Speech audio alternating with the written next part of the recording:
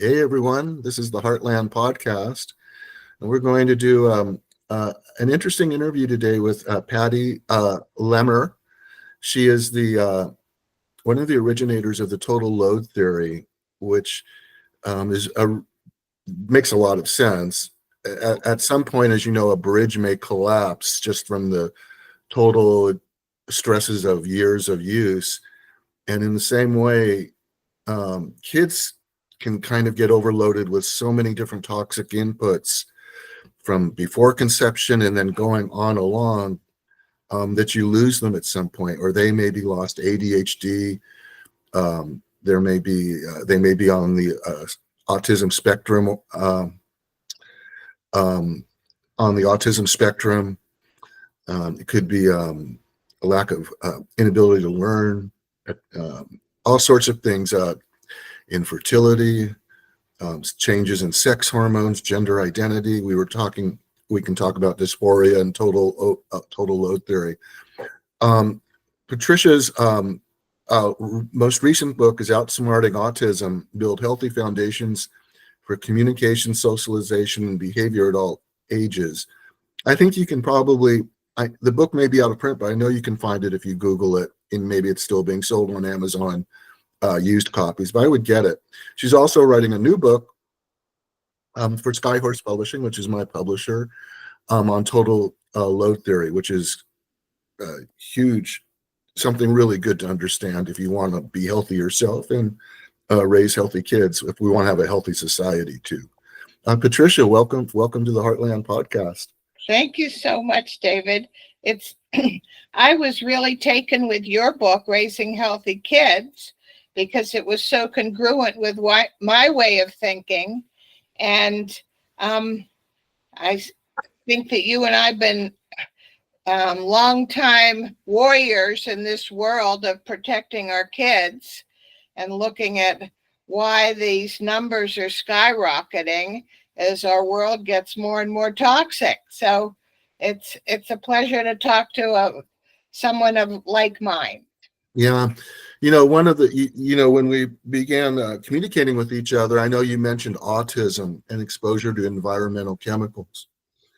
And I have done a lot of research and litigation on toxic chemicals. And one of the things that shows, for example, really clearly here in California, when they do overlays, is that those communities with the highest amounts of organophosphate and carbamate and other types of pesticides sprayed also have the highest rates of autism. Interesting. And so it just goes to show you these influences are kind of insidious, because it's not like you literally see the poison. It's in the air, it's in the water, it's in the air that moms inhale. And and our methods of protecting kids are really outdated.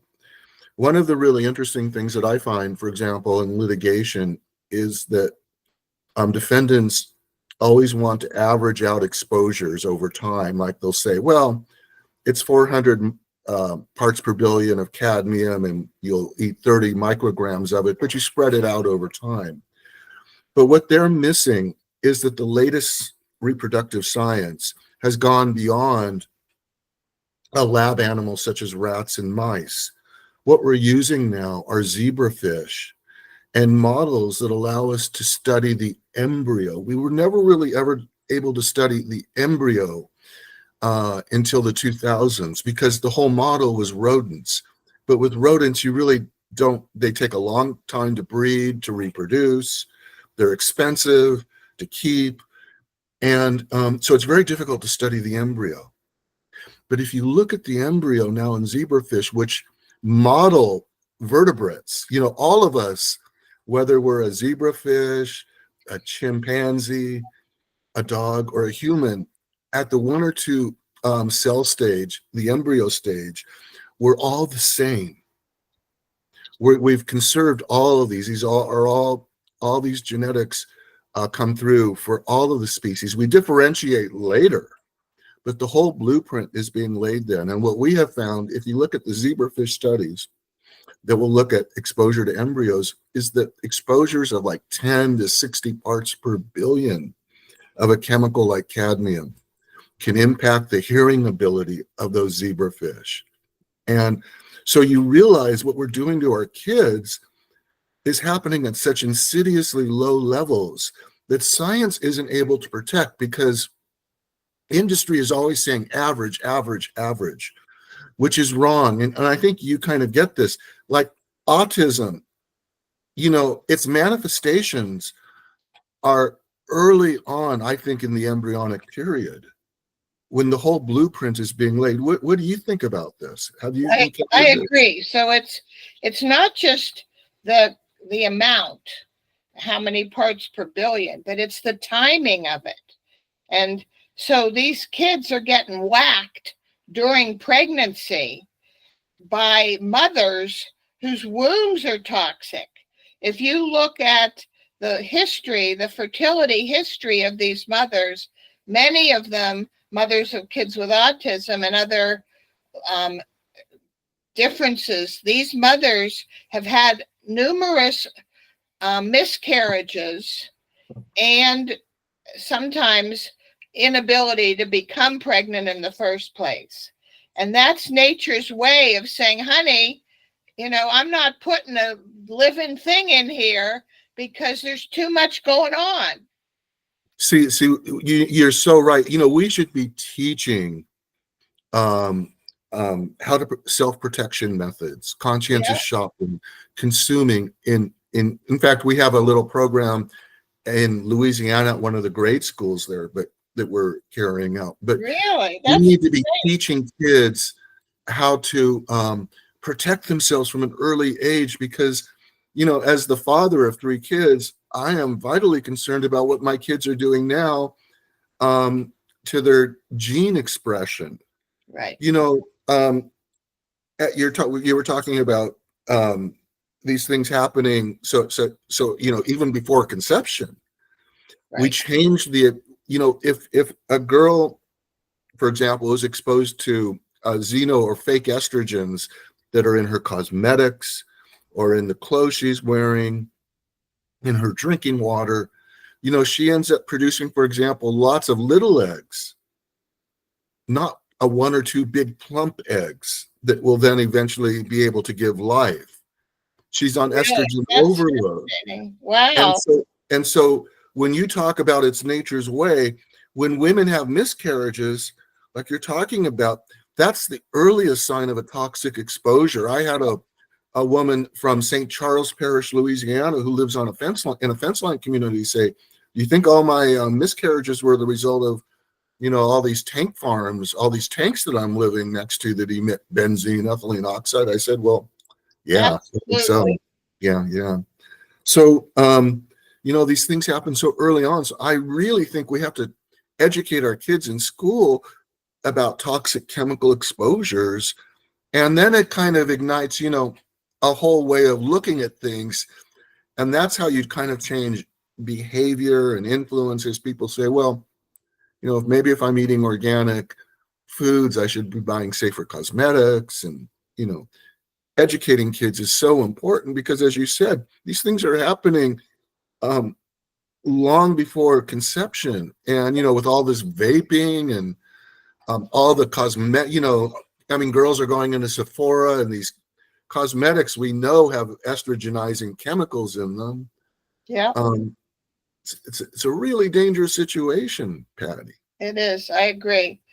And these kids then have to educate their parents, because the kids aren't the consumer of a lot of the products. If the mother's using dryer sheets when she does her laundry, the kids are sleeping on these sheets that are coated with chemicals, and they don't know that their mother had made this choice to buy dryer sheets. And dryer sheets and fabric softener are like 2 of my pet peeves. Why do you need either one? The dryer sheets use quaternium compounds in order to work. The quat compounds are also used in hair products, ethnic hair products, and they're also used as disinfectants in Lysol spray. Wow. So the society has been on total quat overload since the pandemic, because what was being used in all the hand wipes, the Yeah. sanitary quat compounds, what's being used in your conditioner, the quat compounds. The cosmetic industry uses these compounds because they're both kill bacteria when they need preservatives in their products, and they also have anti-static properties. So when you talk about total overload, not knowing what's going into your body, these dryer sheets then pass the quat compounds into all the clothing that you're using. And as you said, you Right. absorb it in the t-shirts you wear, the sheets on your bedding, and so on. So, you're spraying it, you're applying it, and you're sleeping on it. That's what you mean by total overload. Yep. That's what I mean. And then, you compound that with, I live in Pittsburgh. Our air is full of particulates. And people say, well, Patty, when you grew up, the sky was black because of the steel mills.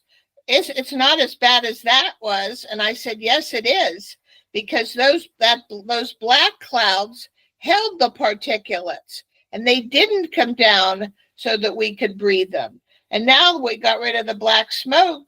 We have the highest rate of asthma in the country because people are breathing the invisible little poisonous gases. And so we've got bad air, we've got terrible water, and then they make bad food choices too. So it's amazing anybody's normal, David. It really is. Anybody gets pregnant, it's amazing. Anybody has normal children. It's quite amazing. Well, as you know, we have a fertility crisis in America. Yep. And and these fertility and infertility have many factors. But, in a society where women are so afraid because of now they don't have reproductive freedom, where plastic particles, we've over plasticized society too. Well, that's another big thing, is all these plastic particles also act like, many of them are like phthalates, act like the female hormone estrogen. Right. And we're absorbing these. Women are absorbing them in the placenta. The fetus is absorbing them. And as I said, really, we need to be looking closer to the embryonic stage for fundamental quick damage. I'm fascinated by you looking at zebrafish now instead of monkeys and mice. Well, the advantage of zebrafish is they reproduce rapidly. Their embryos are transparent, so you can actually see the changes. And so, as I said, at the embryonic stage, all vertebrates are the same. Right. And so you can see if this is affecting the zebrafish embryo, it will also affect every other embryo. We're talking about toxic chemicals like cadmium, carbaryl, lead, things like that at the very, very parts per billion level. So, you said this is really affecting all of society. People, if you think about it, reproduction now is being carried out by immigration. It's immigrants who reproduce the most in most nations, and especially in America. But what happens is, over time, the folks who emigrated here then become Americanized, and they become less fertile too, because they get we are probably the most plastic society in the world, I would think. I don't know, I don't know how you measure that, but we certainly would rank way up there. So over time, you will find immigrant groups that come to America assume the same rates of breast cancer. You may come from Japan, where the rates of breast cancer are low, but by your second or third generation, your kids will have as much breast cancer as every other citizen of the country who has lived here for a while, because nature really modifies our genes and our expression. Right. Welcome to America. So, because now if you can't reproduce, and then if we have all these estrogenic chemicals circulating in our commerce, and boys have half the testosterone of their grandfathers, and there's less physical attraction because you don't have those raging hormones at the same levels, or they're confused because you're not able to mature because those phthalates that you inherited from your mom blocked your ability to process testosterone as a boy, then you get modified gender behavior too. So studies show that high normal exposures to chemicals like phthalates change kids' gender behavior. And that's just on the spectrum of the changes happening to society. So it does appear a bit dystopian. I really think that we can do good things with individual kids, and societally, things could be a lot worse. I hate to put it that way. It could, but society treats these gender differences sociologically. And you and I want it to be treated biologically. We want people to understand what happened, and that we can do something about it. And that's what a lot of my new book on total load is the two ways of reducing your personal individual load is to detoxify through our detox organs, sweating, pooping, urinating, and our hair grows out, and lessen our exposures. And that's what we want to talk to our little kids about, not only reducing their exposures, but that if they exercise and they sweat, they're going to sweat out some of those toxins. And so exercise, that's one of the benefits of exercise. And exercise is really, really important for our kids to do. And if they're eating mush, if they're eating only macaroni and cheese and pizza without any fiber in it, they're not going to poop. And their toxins are going to back up. And people don't even understand that garbage in, garbage out. You've got to detoxify every single day or it builds up. And this is just lost in our society today. Patricia, what would be your biggest piece of advice to individuals and parents right now in order to improve their lives and feel healthier? Read every label of anything that you ever buy. And you don't have to do that if you buy natural fruits and vegetables and you want them to be organic. That's all the label has to say.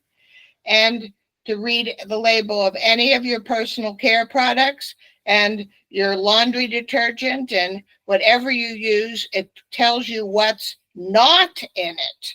That's what you want it to say. No phthalates, no mercury, no preservatives, no colors. That's the best products tell you what's not in it. And so, and to get sleep. Sleep is when your body takes out the garbage. And everybody today is sleep deprived. They're not getting enough sleep. And our schools their schedules are terrible for our kids. Our teenagers are sleeping with their cell phones under their pillows so they can be sure not to miss a text from somebody. And they need to get those cell phones out of their beds and out of their bedrooms and practice what I call sleep hygiene. There's a whole section on that and what that means. And move. You want to eat well, sleep well, and move. And it's watch your exposures by reading those labels. It's pretty simple, but it's not. It's very simple guidelines, but it's really hard to do because everybody's celebrating birthdays with cake with blue icing on it. And everybody's staying up too late watching news that's bad food for your nervous system.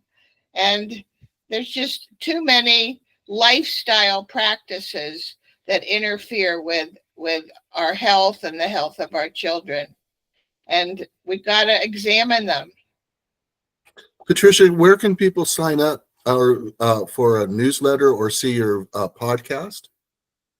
My podcast is called The Autism Detective, and it's on Spotify, and I'll hopefully have you on soon. And the podcast now has over 100 archived episodes, and you can follow me on Spotify. And I have two websites. I have Patricia Lemmer, LEMER.com, and I have outsmartingautism.com. And you can find all kinds of stuff there. And what's the pub date? The what? The pub date for the new one? Yes. It's by the end of the year, hopefully the end of 25. And I am a big Facebook poster. The best way to follow me is to be my friend on Facebook and to like Outsmarting Autism on Facebook. And I post almost every day. And you'll learn a lot about me and my life, which is pretty transparent. Yesterday I posted our dinner of fiddlehead ferns, which happen to be in season right now, and they are delicious. I got mine at Whole Foods. I didn't know that you could even buy them. I thought you had to forage them. And these came from Quebec, from a website called Forage Girl. And they were just amazing. They're very highly nutritious. And so you'll learn about stuff like that seems kind of tangential, but very interesting and fun. So it sounds really interesting. Yeah. It really does. Thank you. Well, I love your book, and as I told you, I loved your story about the alligators in Lake Apopka, Florida, and why they weren't reproducing, and you traced it, or somebody traced it back to DDT and estrogenic chemicals in the water. And this is so important that people understand, David, the role of these. And it's such a domino effect. It's not just causing infertility, but if a pregnancy goes through 9 months, that baby has been exposed. And if this is a baby's threshold, and a baby is born quite near his health threshold, it doesn't take much more exposures for that baby to go over that threshold and be diagnosed with ADHD or a learning disability or autism. Babies used to be born way down, way below, and we could paint the room with toxic chemicals. We could spray for termites. We could go swimming in a river that wasn't so clean, and we still could be healthy because we were still far away from our personal health threshold. And this idea of total load theory, as you mentioned, is an engineering term about why a bridge collapses. And when it does, I live in a city that has over 400 bridges. We lose one a year, and those bridges collapse not because of an 18-wheeler going over it. That was the straw that broke the camel's back. But that bridge had other stress factors on it before it collapsed, just like our bodies do. And so when they say, the vaccines, do they cause autism?